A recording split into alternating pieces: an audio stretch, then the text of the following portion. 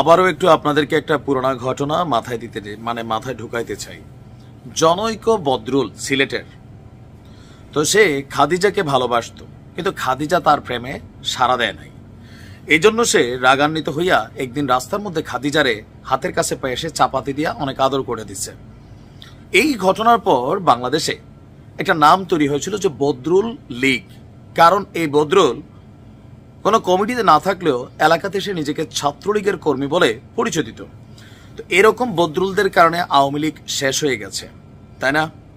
আজকে যেই জুলাই অভ্যুত্থানের পর যে রাজনৈতিক দলটা সামনে আসছে, যাদের নেতারা এই মুহূর্তে আমরা দেখছি যে বিএনপিকে নিয়ে সমালোচনা করছে, জামাতকে নিয়ে করছে, আর আওয়ামী লীগকে তো প্রতিদিনই 2-4 বার ভালো করে ধোয়া হচ্ছে, কারণ তারা এগুলারই যোগ্য। ফাইন, তো তাদের দলটা আসলে কতটুকু বেটার, আজকে আমি আপনাদের সামনে দুজন সদস্যকে হাজির করছি।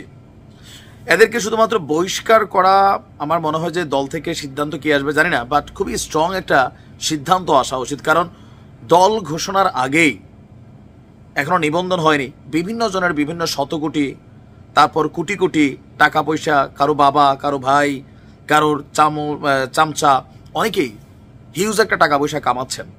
তো এই পোলাপান চিন্তা করছে আমরা আর বাদ যাইয়া লাভ কি, আমাদেরকে তো কোনো বিশেষ গ্রুপ অথবা নাম পরিচয়ে প্রকাশে অনিচ্ছুক ব্যক্তিরা কোটি কোটি টাকা দেবে না, তো আমরা লোকাল এলাকাটারে একটু খাওয়া দাওয়া করি।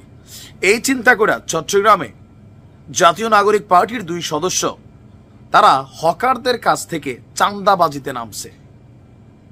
আর এই দুজনের নাম হচ্ছে আসাদুজ্জামান রাফি এবং আব্দুল কাদের ইমন। তারা জাতীয় নাগরিক পার্টির যে কমিটি ইপিজেড থানা আছে সেই থানা প্রতিনিধির সদস্য। গতকালকে রাতে ইপিজেড থানার ইপিজেড এলাকা থেকে চাঁদাবাজি করার সময় তাদেরকে আটক করা হয়। আজকে চট্টগ্রাম মেট্রোপলিটন ম্যাজিস্ট্রেট আদালতে তাদেরকে হাজির করা হলে আদালত তাদেরকে কারাগারে পাঠানোর আদেশ দেন। আর 25শে ফেব্রুয়ারি জাতীয় নাগরিক কমিটির ভেরিফাইড ফেসবুক পেজে ঘোষিত প্রতিনিধি তালিকায় এই আসাদুজ্জামান রাফি 1 নম্বরে রয়েছে, আর 32 নম্বরে রয়েছে আব্দুল কাদের ইমনের নাম।